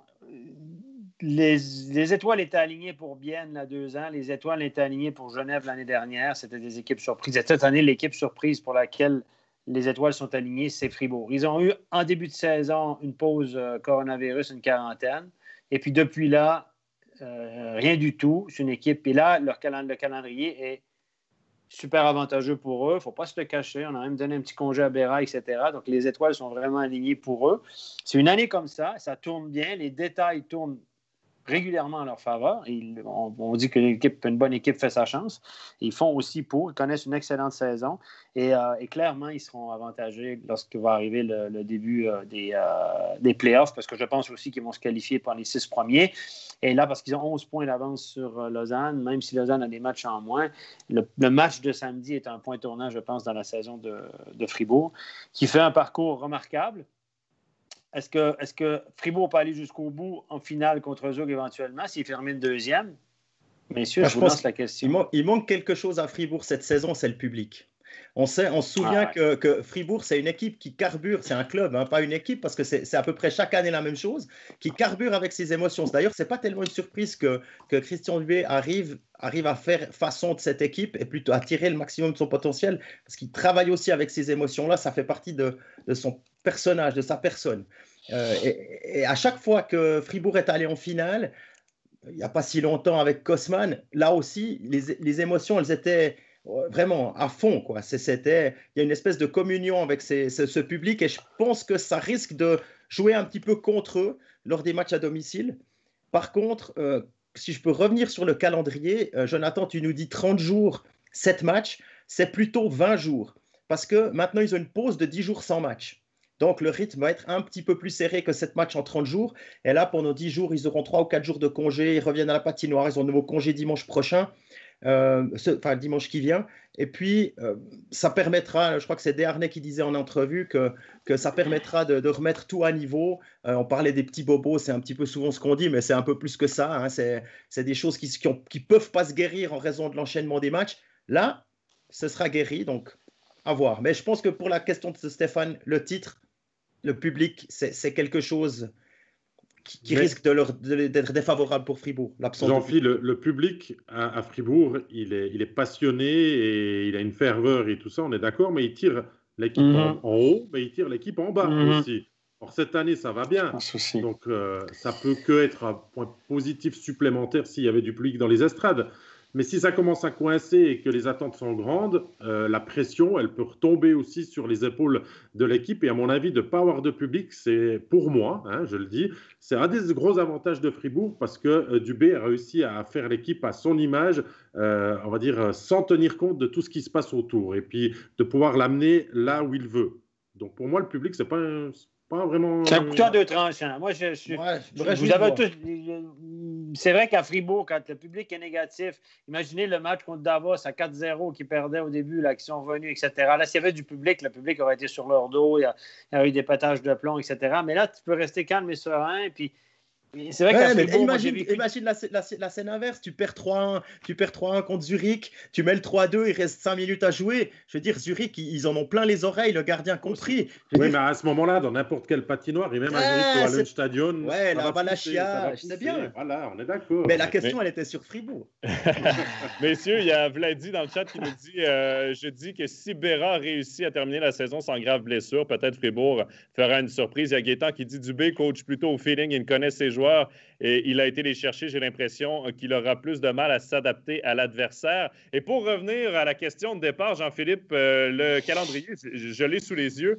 Fribourg a la chance de terminer avec un match le 1er, le 3 et le 5 avril. 3 matchs donc dans la dernière semaine. On n'aura pas droit au faux pas, mais on affronte Zug, Berne, qui sera certainement encore en course pour une qualification au pré-playoff peut-être, et Ambri-Piotta. Donc, il faudra utiliser là, les journées de congé qu'on a eues, tout ce qu'on a fait en entraînement pour ces 3 matchs-là, pour rentrer dans la meilleure forme pour les playoffs. Il faudra travailler le power play, ou en tout cas retrouver, pas travailler parce que je pense qu'il le travaille, mais retrouver un petit peu de réussite parce que c'est 0 en 11 là, pour le moment. Oh. C'était trop beau. Ça s'appelle 0 en 9 contre Genève et puis 0 en 2 contre les Allemands. Voilà, tac, et comme ça arrive, c'est comme ça. Voilà pour Fribourg. On termine avec le HC Bienne. Messieurs, on en a parlé durant les studios. Tony Rayala qui va mieux, qui connaît ses meilleurs moments de la saison. Même chose pour Pouliot, qui est en séquence cette saison. Rayala est sous contrat pour la prochaine saison avec le HC Bienne. Pouliot, lui, est toujours sans contrat. Il y a eu des rumeurs à Genève qui ont été démenties. Mais moi, ma question, c'est est-ce qu'on doit absolument faire signer Marc-Antoine Pouliot? Il est à 35 ans. Est-ce qu'il peut toujours avoir un rôle de premier centre étranger avec le HC Bienne, Jean-Philippe? En tout cas, moi, j'écoute très attentivement et je lis pas mal de choses, que ce soit en allemand ou en français. J'ai écouté le podcast de la Stammtisch, nos amis biennois, Laurent Kleisel, Lyndon Viglino et Cyril Pache. Il semble qu'en tout cas, que Martin Steinegger soit plutôt enclin à re-signer Pouliot. Alors, j'y ai pas parlé directement, ni à Pouliot, ni à Steinegger, mais il est installé là, sa femme vient du Ceylan, ça fait aussi partie des choses auxquelles tu penses quand tu as l'âge de Marc-Antoine. Et puis, il y a toujours ce passeport suisse qui est là, est-ce qu'on va le recevoir, pas le recevoir? Il semble que ce serait plutôt au milieu de saison qu'en début de saison. Donc, je pense en tout cas, l'avantage avec Pouliot, tu sais qui tu as et tu sais de quoi il est capable et comment tu peux l'utiliser, comment tu peux lui parler. C'est vraiment un no risk. Hein. Tu lui donnes une année de plus. Peut-être qu'après, il y a le passeport suisse qui arrive pendant cette année-là. Et s'il est considéré comme suisse, il n'y a pas de discussion, tu le signes. Mais David, Pouliot, c'est plus le joueur qui peut avoir un point par match. Peut-être plus, peut-être dans une bonne saison avec Rayala. Là, si les deux se retrouvent l'année prochaine, ça serait peut-être possible. Mais il apporte beaucoup plus que des points par match comme étranger. Mais voilà, c'est un étranger complet. Puis excuse si 27 points, c'est sa moins bonne saison depuis qu'il est à Bienne, c'est une mauvaise saison. C'est quand même un joueur étranger complet. Hein. Oui. Je veux dire, c'est pas le seul qui fait la carotte à la ligne bleue adverse qui attend les pucks. Il apporte plus. Puis il y a cette crise de confiance dans Tu penses à quelqu'un? Pas de nom précis à donner tout de suite, là, comme ça. Toi, tu penses à quelqu'un? Ah bah non, j'étais curieux. C'est mon métier. C'est mon métier d'être curieux. Mais voilà. En plus, si on parle de crise de confiance dans le couple avec Tony Rayala, moi, les yeux fermés, je re-signe Pouliot. Comme l'a dit Jean-Philippe, on sait ce qu'on a, on sait ce qu'il vaut. Il a 35 ans, il baisse un petit peu, c'est normal aussi, mais c'est quand même un joueur très important pour le HCBL. Puis il y a ce passeport suisse dans le package qui peut arriver, qui peut te permettre encore d'agir différemment en cours de saison prochaine. Donc pour moi, Pouliot doit rester biennois. Qui joue avec Rayala ou pas la saison prochaine, ça c'est un autre débat, mais Pouliot, je le garde. Stéphane, dans le chat, il y a Jérémy qui nous dit « Pouliot n'est plus aussi bon qu'avant en tant qu'étranger. Je ne pense pas qu'il soit un candidat à une des 4 places à Bienne, mais en tant que Suisse, oui. Est-ce que tu es d'avis que Pouliot n'a plus sa place comme étranger en Suisse? Moi, je pense pas.